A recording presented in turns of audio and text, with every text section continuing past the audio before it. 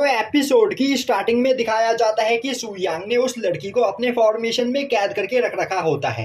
तभी demon emperor उस लड़की के पास जाने की कोशिश करता है, जो देखते ही वह लड़की चिल्लाते हुए बोलने लगती है, मेरे पास मत आओ वरना तुम मारे जाओगे। यह बोलते हुए वह वहां से भागने की कोशिश करती है। अब यह सुनते ही डीमन एम्परर बोलता है, यह तुम क्या बोल रही हो? क्या तुम्हारे पास आने से मैं मारा जाऊंगा? इसीलिए तुम मुझे खुद से दूर रखने की कोशिश कर रही थी, और क्या इसीलिए हमने यहाँ पर इतनी खतरनाक फाइट करी?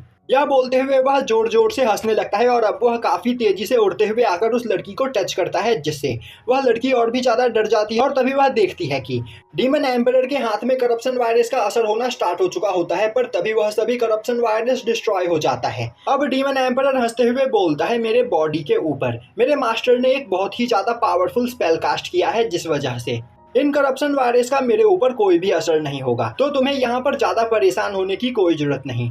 और अब सू यांग उस लड़की को फॉर्मेशन से आज़ाद कर देता है और बोलता है, अगर तुम्हें हमारी बात पर यकीन नहीं तो तुम खुद हमारे पास आकर हमें टच कर सकती हो। यह सुनते ही वह लड़की डरते हुए धीरे धीरे आगे बढ़कर सू यांग के हाथ को टच करती है, पर सू यांग के बॉडी के ऊपर करप्शन वायरस का कोई भी असर नहीं होता है।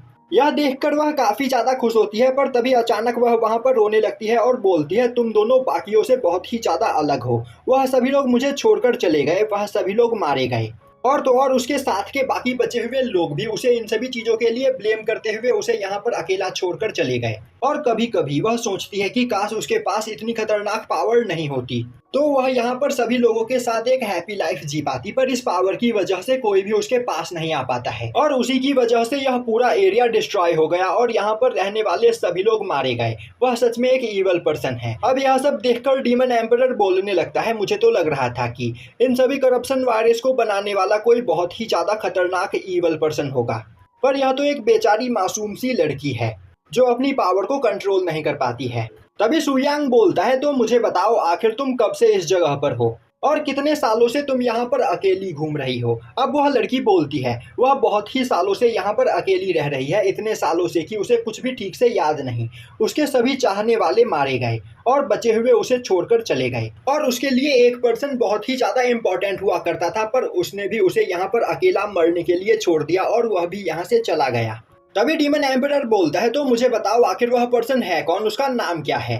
तभी सू यांग बोलता है, एक बार ध्यान से देखो, इस लड़की की सोल को उसकी बॉडी से अलग कर दिया गया है। मतलब वह पर्सन इस लड़की को यहाँ पर मरने के लिए छोड़कर इसकी सभी पावर्स को लेकर यहाँ से बाहर चला गया। यह सुनते ही डीमन एम्परर हैरान होते हुए बोलता है, मास्टर, इस तरह की टेक्निक का यूज तो आपके मास्टर जूसियान किया करते थे, और इसी टेक्निक का यूज करते हुए उन्होंने सभी गॉड्स की बॉडी से उनके सोल को अलग किया था और उनकी पावर से एक स्मॉल वर्ल्ड को बनाया था।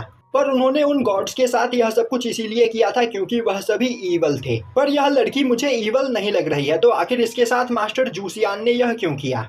सू यांग बोलता है, मैं इस लड़की की बॉडी के अंदर से मास्टर जूसियान की पावर को सेंस नहीं कर पा रहा हूँ, इसका मतलब इसके साथ यह किसी और नहीं किया है। तभी डीमन एम्परर बोलता है, पर मास्टर, हम यहाँ पर जिस टेक्निक के बारे में बात कर रहे हैं वह कोई नॉर्मल टेक्निक नहीं बल्कि बहुत ही ज़्यादा खतरनाक टेक्निक है, और तो और मास्टर जूसियान ने किसी को भी यह टेक्निक नहीं सिखाई। तो आखिर उनके अलावा ऐसा कौन सा पर्सन है जो उनकी इतनी खतरनाक टेक्निक का यूज कर सकता है? कहीं मास्टर जूसियान का आपकी ही तरह कोई दूसरा सीक्रेट डिसाइबल तो नहीं था? तभी सू यांग आगे बढ़ते हुए अपनी पावर को रिलीज करता है, जिससे वहां पर चारों ओर फैला हुआ करप्शन वायरस हट जाता है। और अब करप्शन वायरस के धूल के हटते ही डीमन एम्परर देखता है कि वहां से थोड़ी ही दूरी पर एक काफी पावरफुल फॉर्मेशन बना हुआ होता है।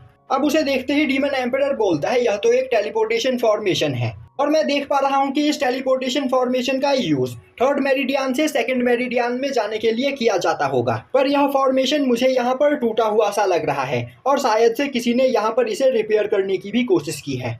यह बोलते हुए वह उस लड़की के पास जाकर बोलता है, तो कहीं तुमने तो इसे रिपेयर करने की कोशिश नहीं की? तभी सू यांग के सोल सी से निकलकर मांटाऊ बाहर आता है, और अब वह सू यांग को बताता है कि कुछ लोग उसके द्वारा बनाए गए डेवल विलेज के ऊपर अटैक कर रहे हैं। अब सीन शिफ्ट होता है और हमें डेवल विलेज दिखाया जाता है, जहां पर होली सन की वह पार्टनर लगातार अटैक करते हुए सभी डेवल्स को मारे चली जा रही होती है। यह सब देखकर वुडन गाय और सांगनिंग उसे रोकने की कोशिश कर रहे होते हैं, पर वह उन दोनों के सभी अटैक्स को डॉज करते हुए एक एक करके सभी डेवल्स को मारे चली जा रही होती है। और अब वह सांगनिंग के ऊपर एक बीज से अटैक करती है, जिसे सांगनिंग अपने एक बैरियर से ब्लॉक करने की कोशिश करती है, पर वह सीड उसके बैरियर को भेदते हुए सीधा टियानसिया रेस्टोरेंट की ओर आगे जाने लगता है।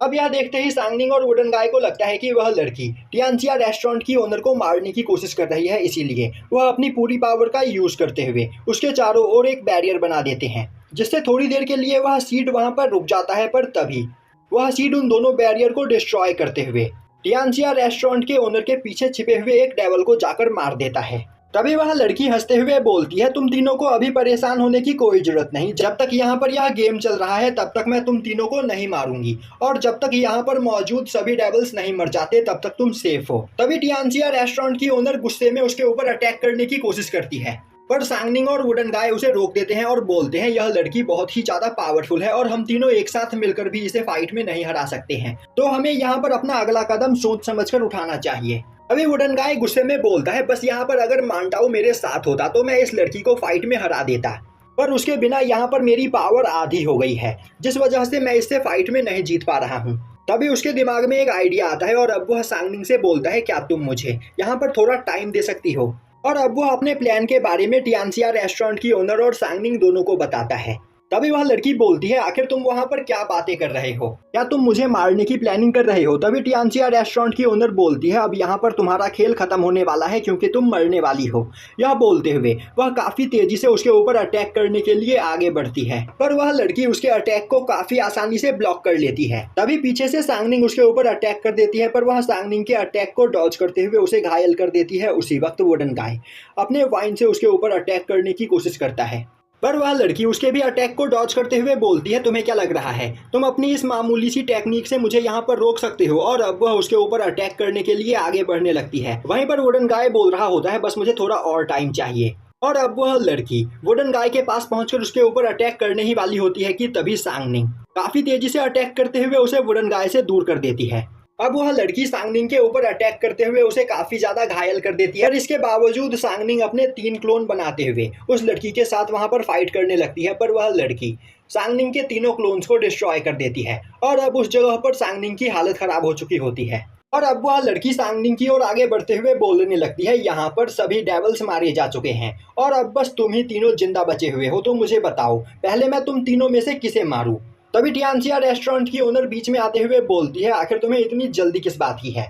अभी तो असली गेम यहाँ पर स्टार्ट हुआ है। यह सुनते ही वह लड़की बोलती है, तो फिर सबसे पहले तुम मरोगी। तभी वुडन गाय अपनी पावर को रिलीज करते हुए वहां पर 8 सिंबल फॉर्मेशन को एक्टिवेट करता है। अब वहां पर वुडन गाय की पावर काफी ज्यादा बढ़ चुकी होती है। अब यह देखते ही वह लड़की अपनी जगह पर रुक जाती है और बोलती है, मुझे यहाँ पर सब कुछ समझ में आ गया है। तुम यहाँ पर नेचर से एनर्जी को एब्जॉर्ब करते हुए अपनी पावर को बढ़ा रहे हो, पर क्या तुम्हें सच में लगता है इतनी सी एनर्जी के साथ तुम मुझे हरा सकते हो? तभी वुडन गाय बोलता है, मैंने यहाँ पर यह पावर तुम्हें मारने के लिए इकट्ठा नहीं किया, बल्कि टाइम और स्पेस के बीच पोर्टल बनाने के लिए जमा किया है। और क्या तुमने यहाँ पर हमारी बात नहीं सुनी? अब यहाँ पर असली गेम स्टार्ट होता है। और तभी वहां पर कई सारे पोर्टल्स खुलते हैं और अब उन पोर्टल्स के अंदर से सु यांग के सभी पावरफुल डिसाइबल्स निकलकर बाहर आने लगते हैं, जो कि उस दौरान दूसरे मेरिडियन में मौजूद होते हैं। अब उन सभी को देखते ही वह लड़की हंसते हुए बोलती है, तो क्या तुम्हें सच में लग रहा है कि अपने कुछ साथियों को यहाँ पर बुलाने के बाद तुम मुझे फाइट में हरा सकते हो? और यहीं पर यह एपिसोड खत्म हो जाता है।